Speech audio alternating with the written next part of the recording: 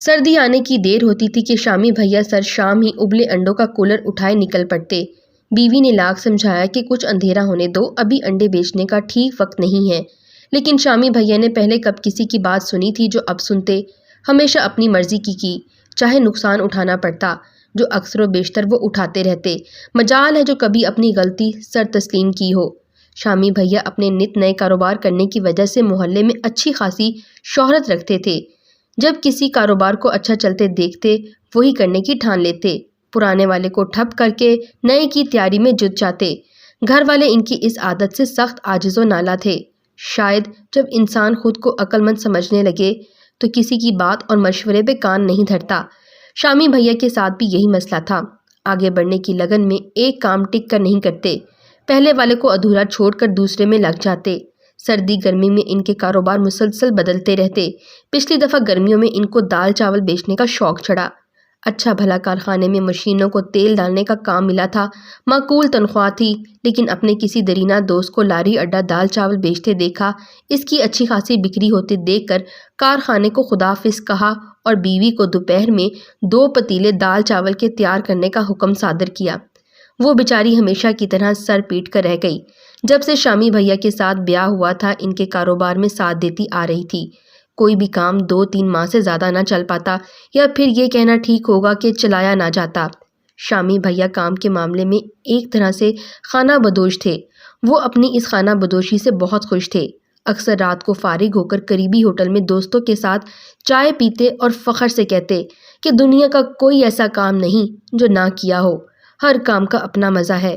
یہ کارخانے والے کم بخت تو خون چوس لیتے ہیں، مشینوں سے زیادہ آدمیوں سے کام لیتے ہیں، اس لیے میں تو کہتا ہوں دوستو، اپنا کام کرو، نہ حاضری کی ٹینشن ہوتی ہے، نہ مہینہ بھر تنخواہ کا انتظار، روز کے روز چیزیں بکنے میں مال جیب میں آتا رہتا ہے۔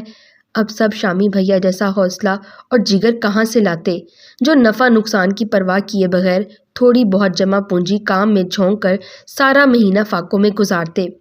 شامی بھیا کو اس طرف سے چندہ فکر نہ تھی۔ ان کی بیوی دوسرے محلے میں جا کر شادی بیاہ یا پھر خدا نخواستہ کسی کی گھر فوتگی ہو جاتی تو کام پکڑ لیتی، اور جب کبھی ہاتھ تنگ ہوتا تو ادھار کا لین دین چلا لیتی۔ بچے بھی باپ کی اس عادت سے چڑھتے۔ بڑے والا کہتا، ابا ساری زندگی تجھے کوئی ایسا کام نہیں ملا جس میں نفع ہو، لوگ ہمارا مذاق اڑاتے ہیں کہ ان کا ابا وہ ہے جس نے کوئی کام نہیں چھوڑا، تو تجھے کون کہتا ہے کہ لوگوں کی باتوں پر دھیان دھرنے کو، اپنے کام سے کام رکھا کر، اور تو بھی کسی کام دھندے پر لگ، گھر پر پڑا نحوست پھیلائے رکھتا ہے۔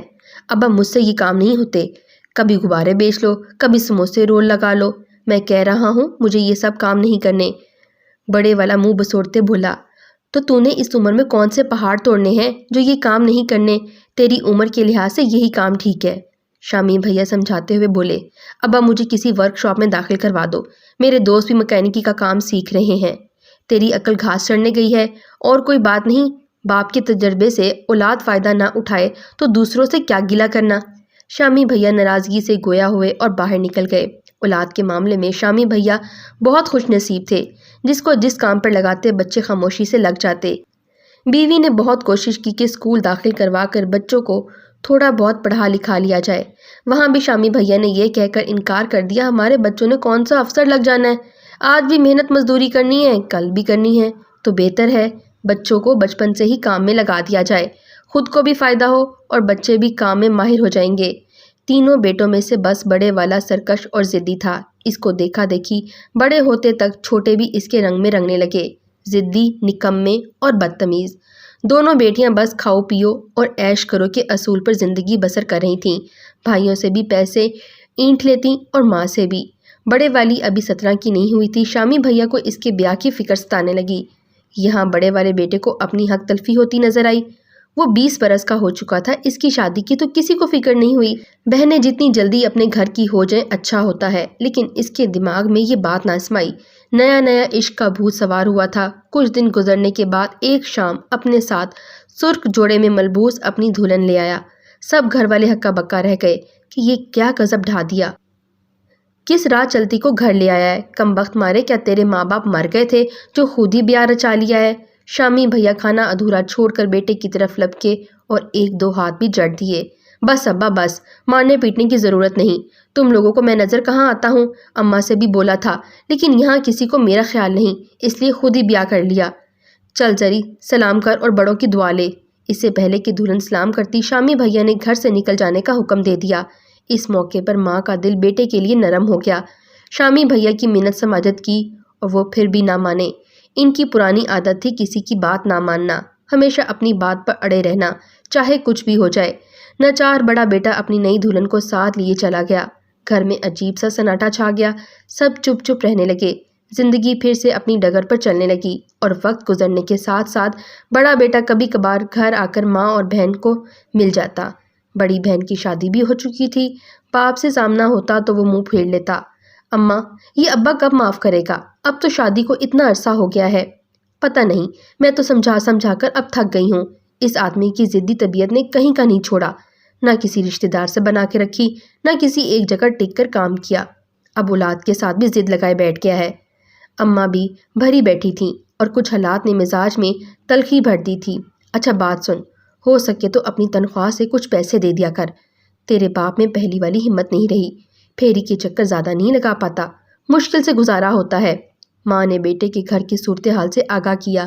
اماں مہنگائی بہت ہے، میرا تو خود بہت مشکل سے مہینہ گزرتا ہے۔ بیٹا اپنا رونا رو کر چلا گیا۔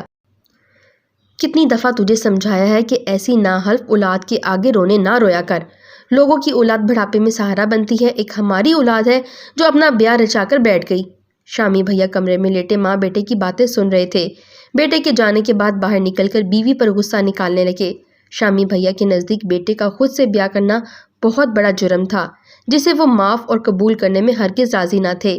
آج کل شامی بھیا موسمی پھل بیچ رہے تھے، دن چڑھنے سے پہلے قریبی منڈی جاتے اور پھر پھیری کے لیے نکل جاتے۔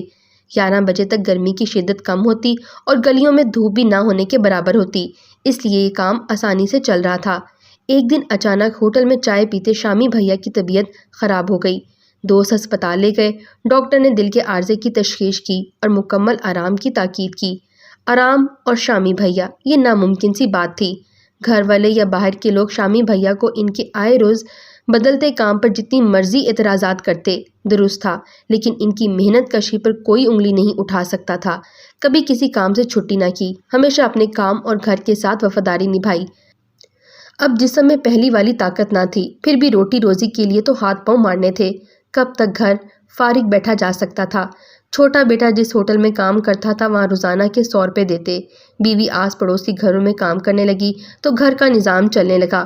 بڑا بیٹا آیا گھر اور باپ کی بیماری دیکھ کر چھوٹی بہن کو بھی کام پر لگنے کا مشورہ دے کر یہ جا وہ جا۔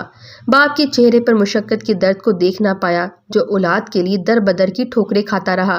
ماں نے بڑی بیٹی کو فون کر کے باپ کی بیماری کی اطلاع دی تو وہ بھی عیادت کے لیے نہ آ سکی۔ سب اپنی اپنی زندگی میں مگن تھے۔ آج صبح سے گلی میں معمول سے زیادہ چہل پہل اور شور شرابے کی آوازیں آ رہی تھیں۔ کھڑکی سے جھانک کر دیکھا تو گلی کو ایک کونے سے دوسرے کونے تک ٹینٹ لگا کر بند کیا گیا تھا اور روز و شور سے صفائی کا سلسلہ جاری تھا۔ معلوم نہیں ہو رہا تھا کہ یہ تیاریاں کس تقریب کے لیے ہو رہی تھیں۔ گلی میں کھیلتے بچوں سے پوچھا تو کہنے لگے آج شامی بھیا کا 10ویں کا ختم ہے۔ یہ سب انتظامات دیکھ کر ہماری حیرت بچا تھی۔ بھلا اس سب کی کیا ضرورت تھی؟ وہ آدمی جس کی زندگی 2 وقت کی روٹی کی فکر میں گزر گئی، ایک گلی سے دوسری گلی سے ہوتا اپنا خوانچہ سردی ہو یا گرمی، موسم کی پرواہ کیے بغیر اٹھائے پھرتا رہتا۔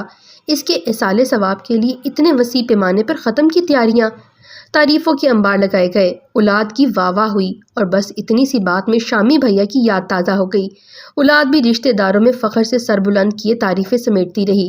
جب سب اپنے اپنے گھروں کو چل دیے تو بچا ہوا کھانا محلے کے چند گھروں میں تقسیم کرنے کا عمل شروع ہوا۔ ہماری طرف سے بھی شامی بھیا کی بڑی بیٹی ٹرے اٹھائے لے چلی آئی جس میں 2 قسم کے کھانے اور مختلف پھل سجائے تھے۔ پھر ہم سے حیران و پریشان، آخر ہم سے رہا نہ گیا اور پوچھ ہی لیا، یہ اتنا سب کچھ کیسے کر لیا؟ باجی، بڑے بھیا نے ابو کے ختم کے لیے قرضہ لیا ہے۔